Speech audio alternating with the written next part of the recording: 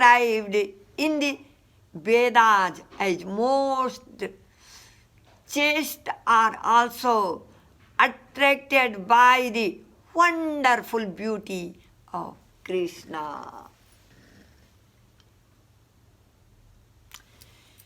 Favoring the gopis, Krishna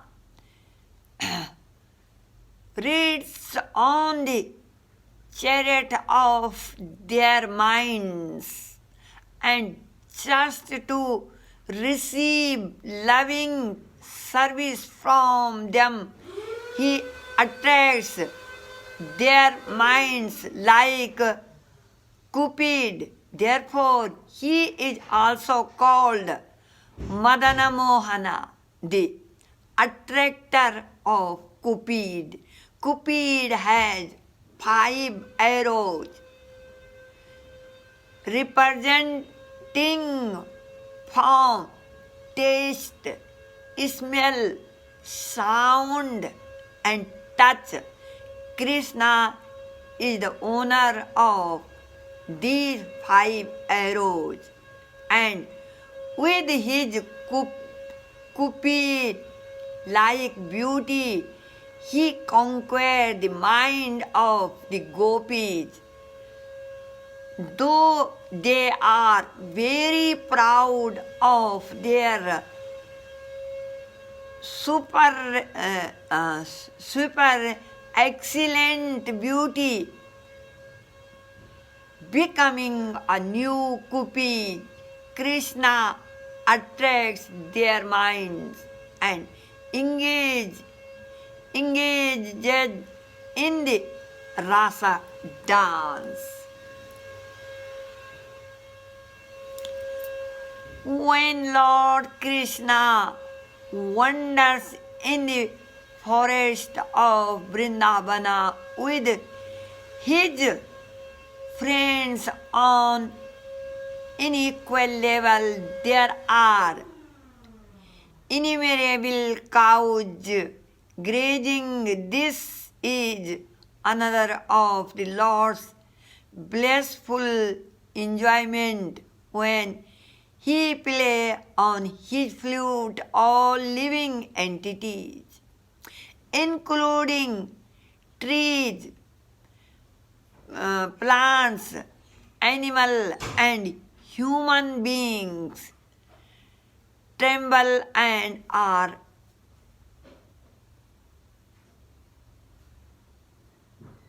strengthened with jubilation. Tears flow constantly from their eyes. Krishna wears a pearl necklace that pearls like a chain of white herons around his neck. The peacock feather in his hair appears like a rainbow, and his yellow garments appear like lightning in the sky. Krishna appears like a newly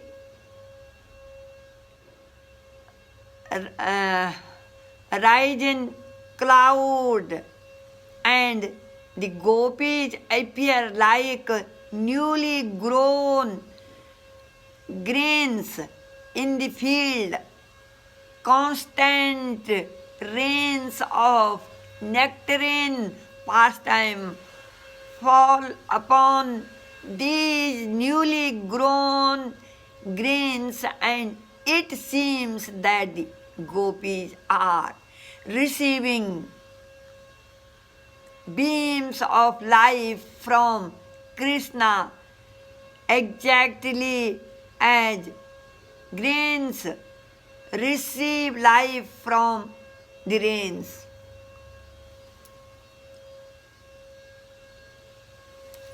The Supreme Personality of Godhead Krishna is full in all six opulences, including his attractive beauty, which engages him in conjugal love with the gopis. Such sweetness in the quintessence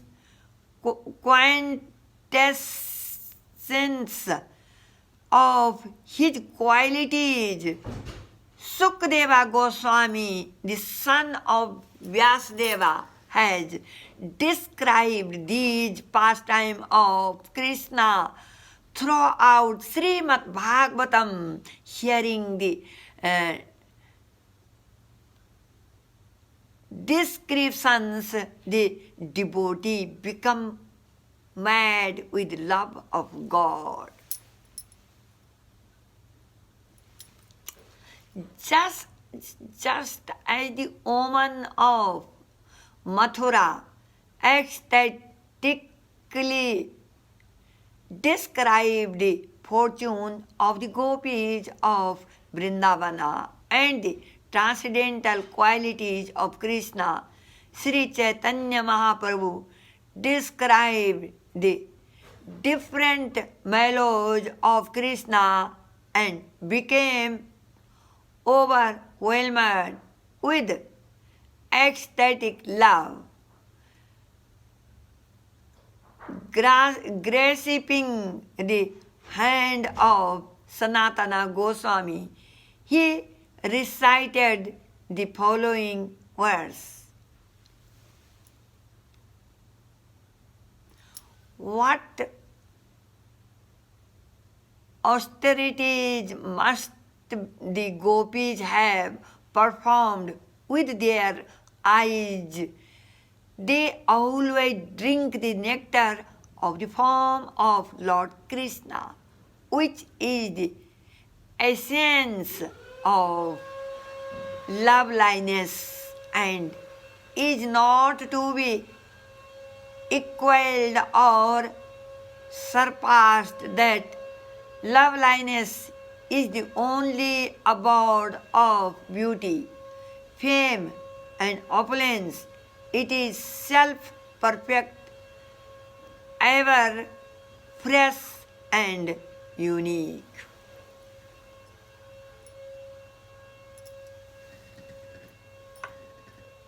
The bodily beauty of Sri Krishna is like a wave in the ocean of eternal youth. In that great ocean is the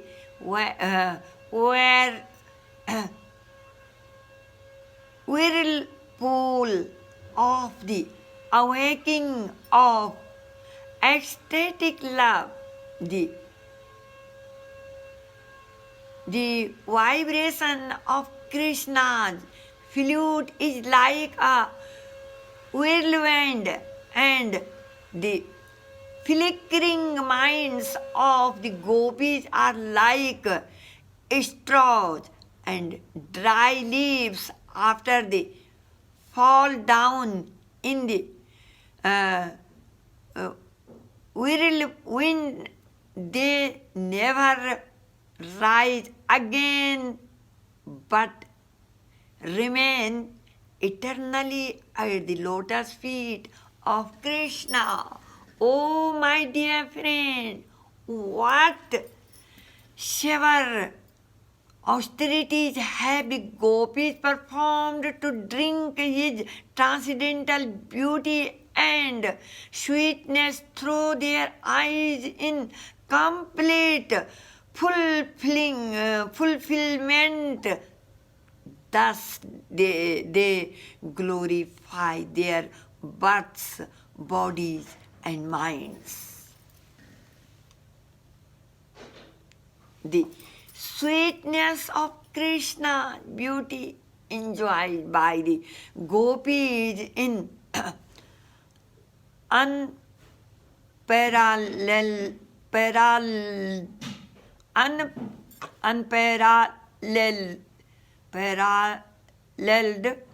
Nothing is equal to all greater than such ecstatic sweetness, even the predominating deities of the Vaikuntha planets, the Narayanas, do not possess such sweetness. Indeed, none of the incarnation of Krishna up to Narayana possesses such transcendental beauty.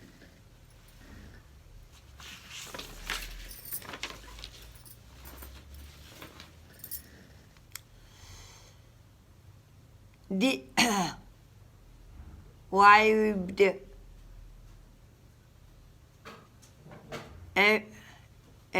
evidence in this regards is that the dearest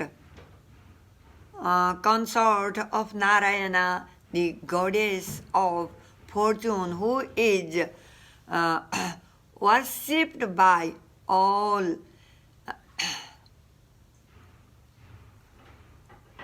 caste women, give up everything in her desire to enjoy Krishna, being captivated by his unparalleled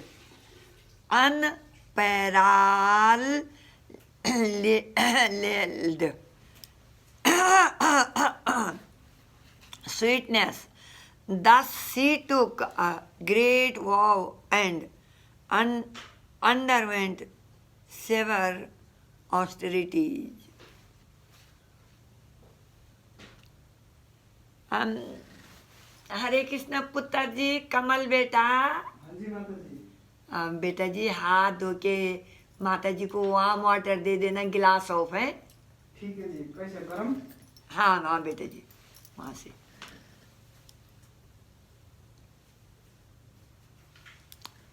The quintessence of Krishna sweet bodily luster is so perfect that there is no perfection above it. He is the immutable mind of all transcendental qualities. In his other manifestation and personal expansion, there is only a partial exhibition of such qualities. When understand all his personal expansion in this way, both the gopis and Krishna are complete. The gopis' ecstatic love is like a mirror that becomes newer and newer at every moment and reflects Krishna's bodily luster and sweetness. Thus, competition. Thank you, Baba. Thank you. Jivo, Jivo. Hari, Hari. Increases. बेटा जी थोड़ा गरम लाना ज़्यादा। थोड़ा गरम? हाँ, माँ को थोड़ा ज़्यादा चाहिए। ठीक है। Thus, competition increases since neither give up their pastime, become newer and newer, and both sides constantly increase. The transcendental mellow generated from the dealings between the gopis and Krishna cannot be tested by means of fruitive activity, yogic austerities, speculative knowledge, regulative devotional service, mantra, yoga और thank you बेटा, बहुत अच्छा. Service, मंत्रा, योगा और meditation. This sweetness can be tasted only through the spontaneous love of liberated persons who chant the holy names with great ecstatic love. Such ecstatic transactions between Krishna and the gopis are possible only in Vrindavana, which is full of the opulences of transcendental love. The form of Krishna is the original source of all transcendental qualities. It is like a mine of gems. The opulences belonging to all the personal expansion of Krishna are to be understood to be bestowed by Krishna. Therefore, Krishna is the original source and shelter of everyone. Beauty, humanity, mercy, merit, patience, and expert intelligence are all manifested in Krishna. But beside these, Krishna has other qualities like good behavior, mildness, and magnanimity. He also performs welfare activities for the whole world.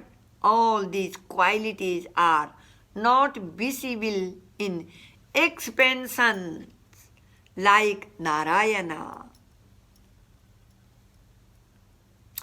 After seeing Krishna, various people criticize the blinking of their eyes in Vrindavana.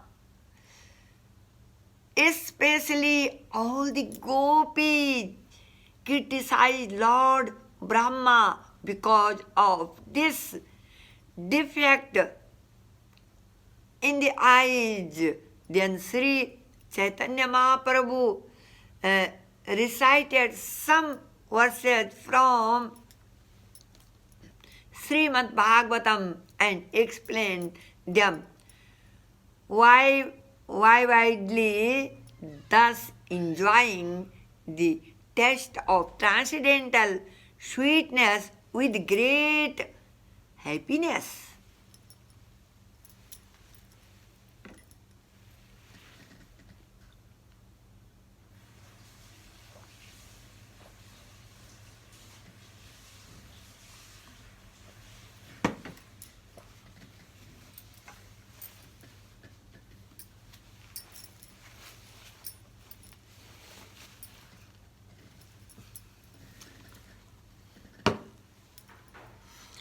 All men and women are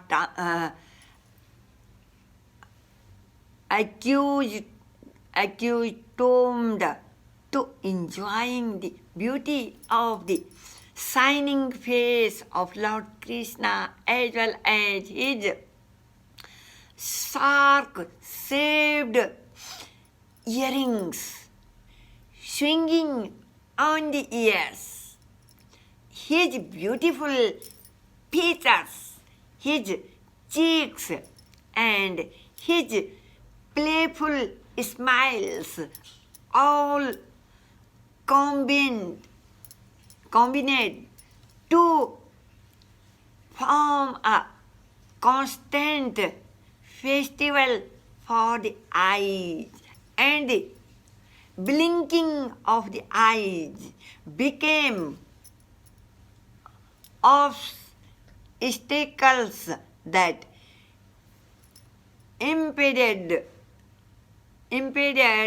one from seeing that beauty. For this reason, men and women became very angry at the Creator Lord Brahma.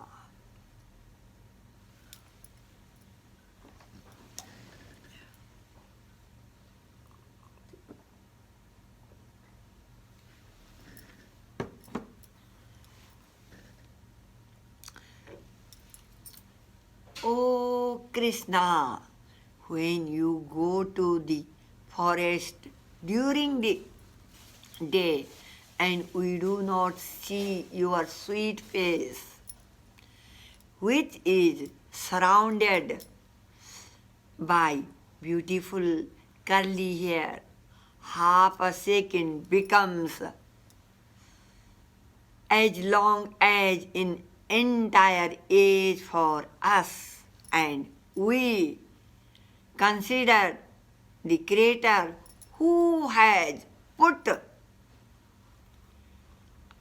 eyelids on the eyes we use for seeing you to be simply a fool. Krishna, the Supreme Personality of Godhead, is identical with the Vedic hymns known as the Kama Gayatri, which is composed of 24 and half syllables.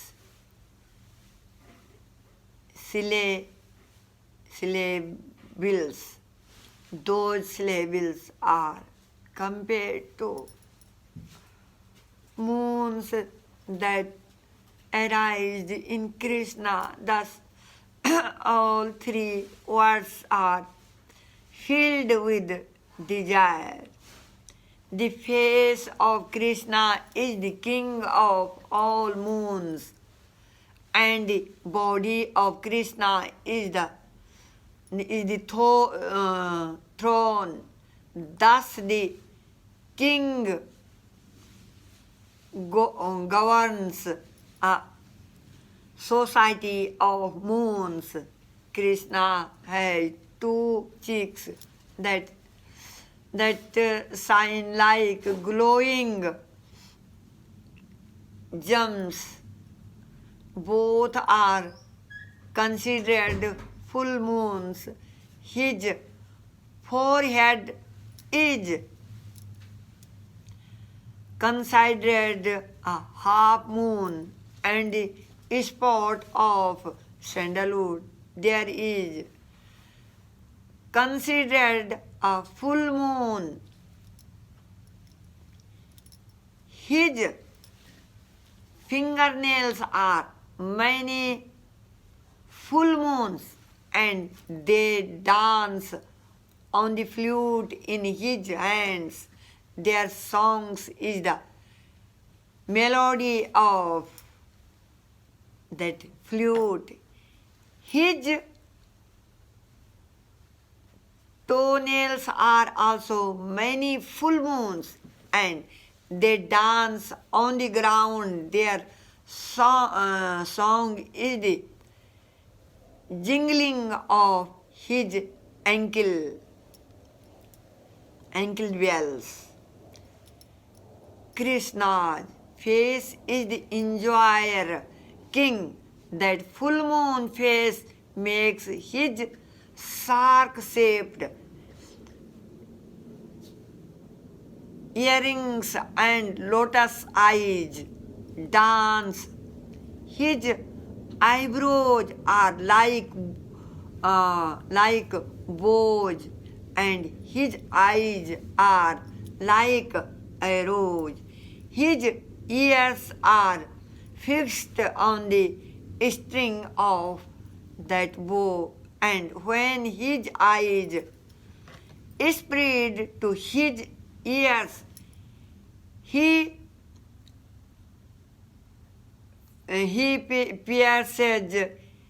pierces the hearts of the gopis.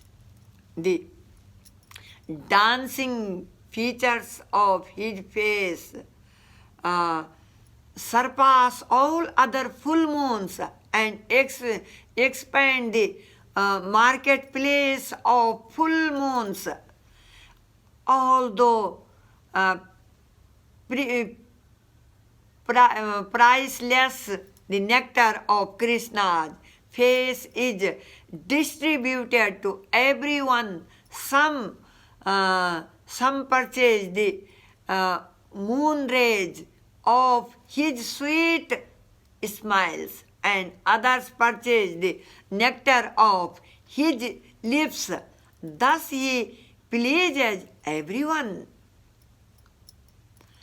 Krishna has two reddish, widely spread eyes. These are minister of the king, and they subdue the pride of Cupid, who also has beautiful eyes. That face of Govinda, which is full of happiness, is the home of the pastimes of beauty, and it is very pleasing to everyone's eyes.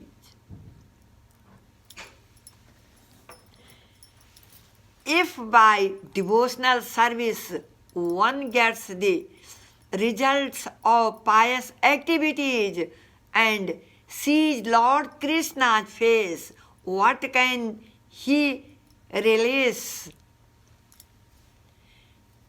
With only two eyes, his greed and thirst increased twofold by seeing the nectarine face of Krishna.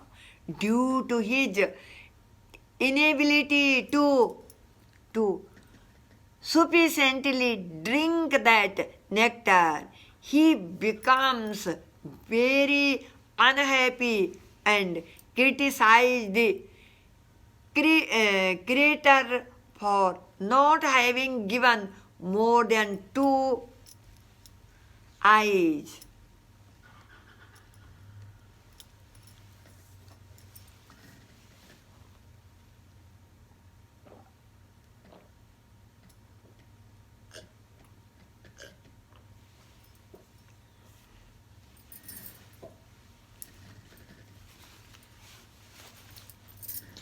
When the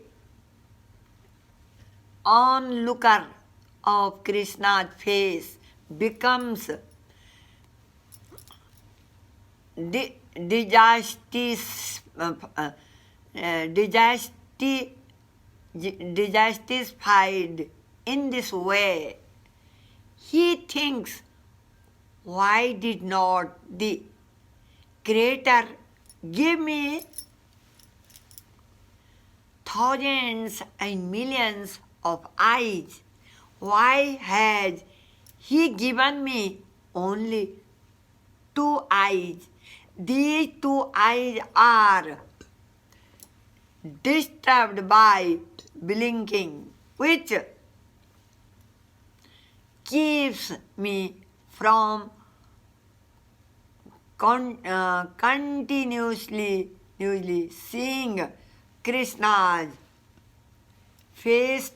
Thus one accuses the Creator of being dry and tasteless due to engaging in serve austerities. The Creator is only a dry manufacturer.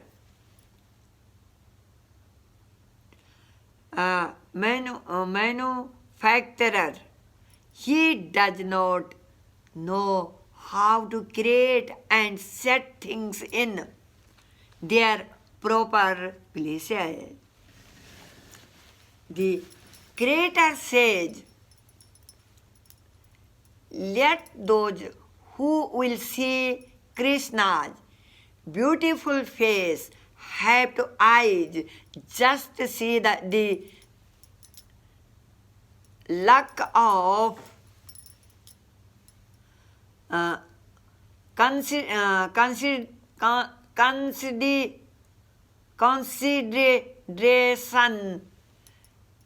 exhibited by this person posing as a creator. If the creator took my advice, he would give millions of eyes to the person who intends to see Sri Krishna. Face, if the Creator will accept this advice, then I would say that he is competent in his work. The transcendental form of Lord Sri Krishna is compared to an ocean, a particularly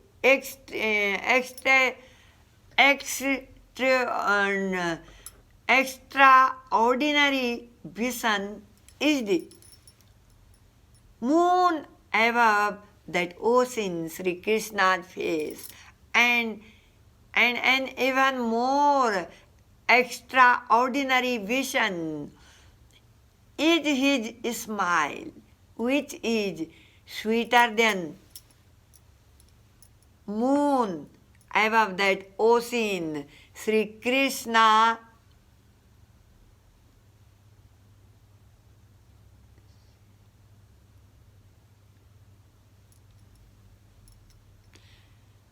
Sri Krishna's face, and in even more extraordinary vision is his smile, which is sweeter than sweet, and is like singing beams of moonlight.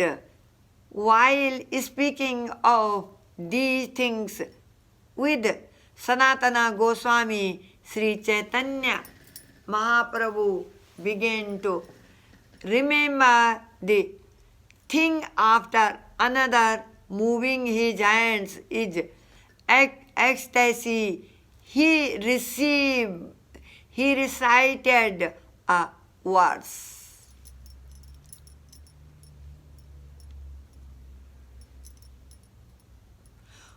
O my Lord, the transcendental body of Krishna is very sweet, and his face is even sweeter than his body, but his soft smile, which has the fragrance of honey, is sweeter still. My dear Sanatana, the sweetness of Krishna's personality is just like an ocean of ambrosia.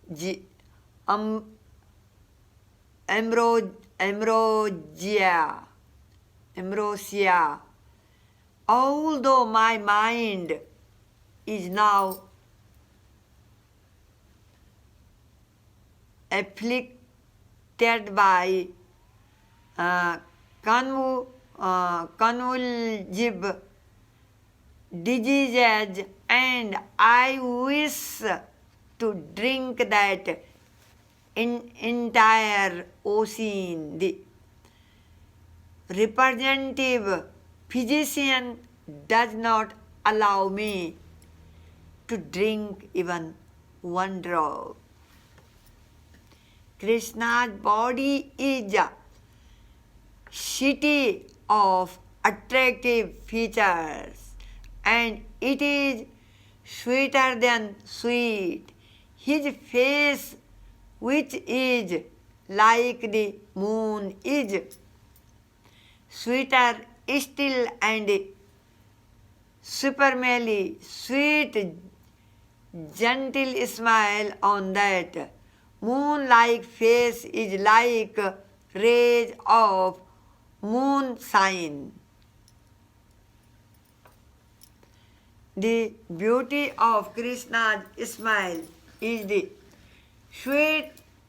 sweetest feature of all. His smile is like a full moon that spreads its praise throughout the three worlds, Goloka, Vrindavana, the spiritual sky of the Vaikunthas, as Devi Dhama, the material worlds.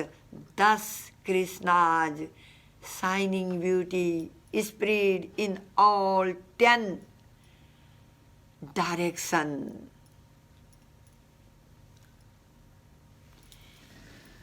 His slight, smiling and fragrant illumination are compared to comfort which enters the sweetness of his lips. That sweetness is transformed and enters into space as vibrations from the holes of his flute. The sound of Krishna's flute spread in the 4 directions, even though Krishna vibrated his flute within this universe. It is sound pierces the universal covering and goes to the spiritual sky. Thus the vibration enters the ears of all inhabitants. It especially enters Goloka, Vrindavana, Dhama, and attracts the mind of the young themselves of Brija Bhumi, bringing them forcibly to where Krishna is present. The vibration of Krishna's flute is very aggressive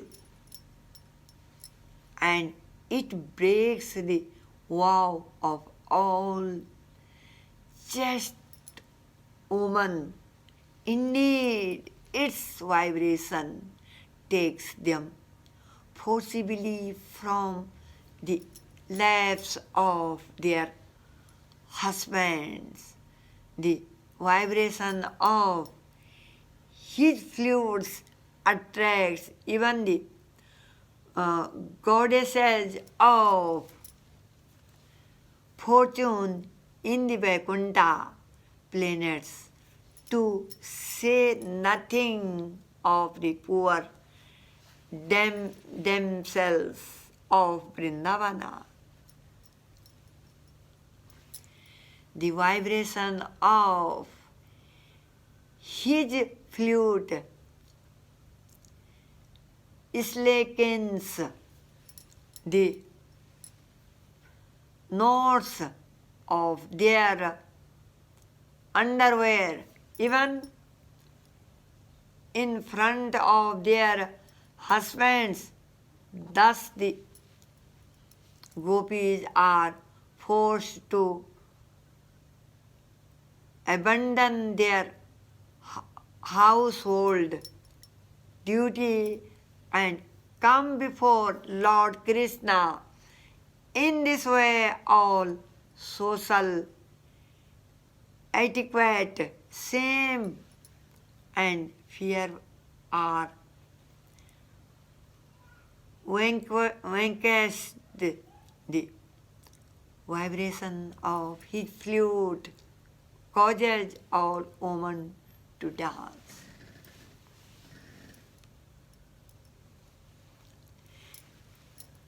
The vibration of his flute is just like a bird that created a nest within the ears of the gopis and always remains prominent there, not allowing any other sound to enter their ears.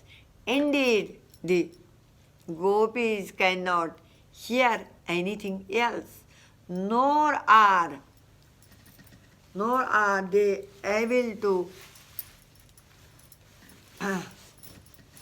concentrate on anything else, not even to give a suitable reply. Such are the effects of the vibration of Lord Krishna's flute. Resuming his external consciousness, Sri Chaitanya Mahaprabhu told Sanatana Goswami, I have not spoken of what I intended. Lord Krishna is very merciful to you because by bewildering my mind, He has revealed His personal opulence and sweetness. He has caused you to hear all these things from me for your understanding. Since I have become a madman, I am seeing one this instead of another. This is because I am being carried away by the waves of the nectarine ocean of Lord Krishna's transcendental sweetness. Sri Chaitanya Mahaprabhu then remained silent for a moment, finally adjusting things within his mind. He again spoke to Sanatana Goswami.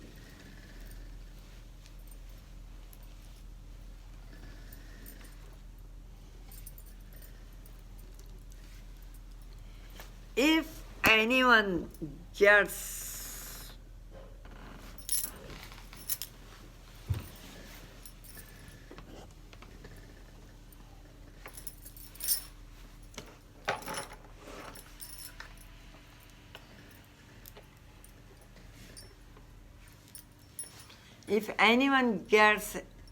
an opportunity to hear about the sweetness of Krishna in this chapter of Sri Chaitanya Charitamrita, he will certainly be eligible to float in the transcendentally blissful ocean of love of God. Praying at the lotus feet of Sri Rupa and Sri Raghunatha, always desiring their mercy, I Krishna Dasa narrate Sri Chaitanya Charitamrita following in their footsteps. Hare Krishna. I close.